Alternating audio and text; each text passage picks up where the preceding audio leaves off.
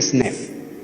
Nah, sejak itulah kemudian diekspor kemana-mana, bikin masjid, bikin pendidikan, termasuk Lipia di Jakarta. Ini biangnya Pak, biangnya Wahabi ini.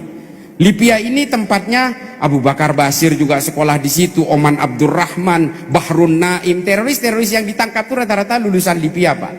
Ini dibiayai Saudi ini.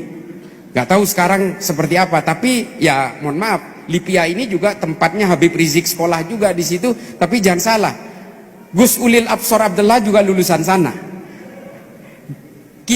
Guru kitab saya hari ini juga alumni sana. Saya ngaji kitab Irsyadul Ibad dan Al-Mujalas wa Jahirul Ilmi dari seorang habaib lulusan Lipia juga.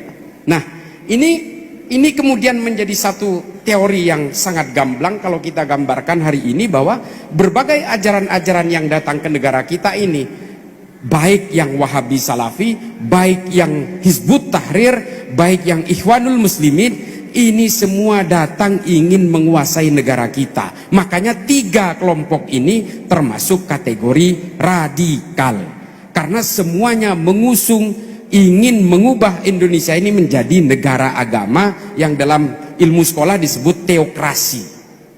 Nah, inilah keinginan mereka itu. Makanya setiap dari 3 kelompok ini beserta cabang-cabangnya ini semua masuk kelompok radikal. Nah, ini tugasnya tim 99. Dari sini kemudian kita tahu bahwa radikal itu adalah kelompok apapun yang menggunakan metodologi pemecah belahan, divide jepon reng blente.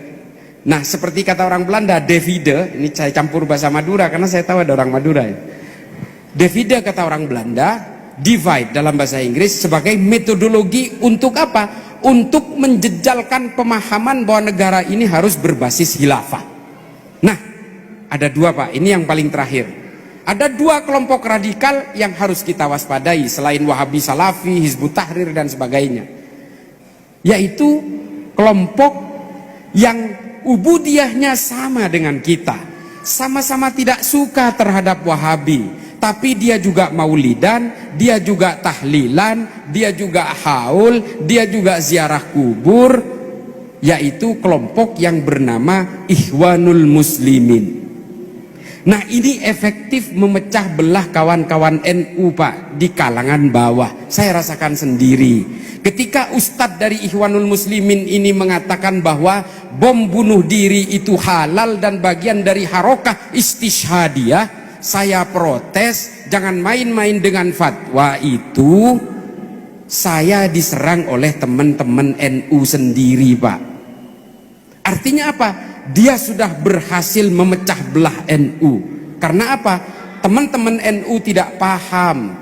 Mentang-mentang dia juga melawan Wahabi, mentang-mentang dia juga anti Mujassimah, dia juga bagian dari Asy'ariyah, dia juga ikut-ikut membela ubudiyah kita, tapi dia tetap membela khilafah. Ini bedanya dengan kita. Dan teman-teman NU di bawah terpengaruh oleh ustadz ini. Makanya ketika saya protes tentang fatwa harokah istishhadiyah ini, yang nyerang saya juga teman-teman NU dari Sidogiri. Saya dibilang kafir, saya dibilang fasik, saya dibilang liberal, saya dibilang orang Kristen yang disusupkan untuk memecah belah Islam. Padahal saya ini lahir dan insya Allah sampai mati itu Nahdien Pak. Itu. Nah, ini loh yang sudah mulai terasa efektif. Saya bilang jangan macam-macam dengan fatwa seperti ini. Karena apa? Fatwanya Ustadz ini videonya ditemukan di dalam handphonenya pelaku bom Katedral Makassar dan pelaku bom Cicendo di Bandung. Videonya Ustadz ini. Meskipun Ustadz ini mengatakan fatwa ini hanya berlaku di Palestina, tidak berlaku di Indonesia karena Indonesia negara damai. Disclaimer ini tidak bisa dipegang karena Indonesia ini menurut teroris-teroris Wahabi itu, Indonesia ini bukan negara damai Pak, ini wilayah perang, ini Darul Harbi, ini adalah negara togut. Semua orang yang bernaung di bawah negara ini adalah darahnya halal, ini menurut mereka. Jangan main-main dengan fatwa. Saya bilang, saya diserang sama teman-teman NU sendiri Pak, kan efektif. Termasuk saya ketika memprotes Ustadz ini juga, ketika dia mengatakan semua orang Islam wajib menegakkan khilafah. Menurut Imamul Hakim dalam kitab Al-Mustadrak ala Sahihain yang disohihkan oleh Adz-Dzahabi, bahwa orang Islam wajib. Nggak bisa Pak, yang baca kitab ini kan bukan hanya dia, saya juga sudah baca kitab ini. Dan Adz-Dzahabi tidak mensohihkan apa yang dikatakan Imamul Hakim itu. Bahkan Adz-Dzahabi bilang Imamul Hakim menulis kitab Al-Mustadrak ala Sahihain ini ketika sudah pikun, dan isinya dari kitab ini bertabrakan dengan kitab-kitabnya Imam Al-Hakim sebelum-sebelumnya. Jangan tipu kami Pak, kita juga hobi baca bos, gitu loh. Dan yang nyerang saya siapa? Teman-teman NU dari Malang, teman-teman NU dari Jepara. Kan artinya apa? Pemecah belahan ini udah berhasil.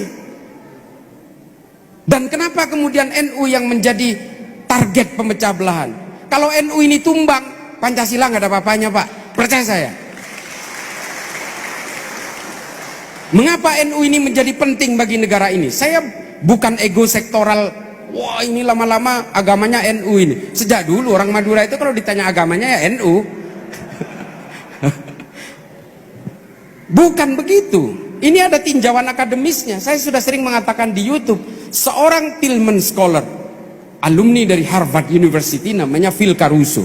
Dia mengatakan NU ini penting, kenapa? Karena NU inilah yang paling siap menerima ajaran-ajaran Islam yang diadaptasi dengan budaya-budaya lokal. Yang lain mengharamkan. Mohon maaf. Yang bisa begini hanya NU. Yang lain sudah mengharamkan wayang, mengharamkan budaya-budaya lokal, kearifan-kearifan lokal, karena tidak Arab. Percayalah Pak, Islam ini bukan instrumen Tuhan untuk mengarabkan seluruh manusia di seluruh bumi ini. Konsep Islam Nusantara yang didengungkan oleh NU beberapa tahun yang lalu, ini kemudian justru menjadi penting, kata Phil Caruso. Karena justru karena inilah kemudian NU itu dihargai oleh berbagai lintas keimanan dan lintas primordial di Indonesia. Ini loh, nggak ada Pak organisasi Islam terbesar di dunia tapi banomnya menjaga gereja, nggak ada. Apakah ini kemudian karena kita mau ngemis-ngemis sama orang Kristen? Bukan, supaya negara ini tetap aman, itu aja intinya. Nah ini loh antiknya NU itu, antiknya NU itu di situ. Yang kedua adalah NU itu selain tidak diajari untuk membenci orang yang berbeda, NU tidak pernah punya daya rekam mengkhianati negaranya sendiri, nggak pernah.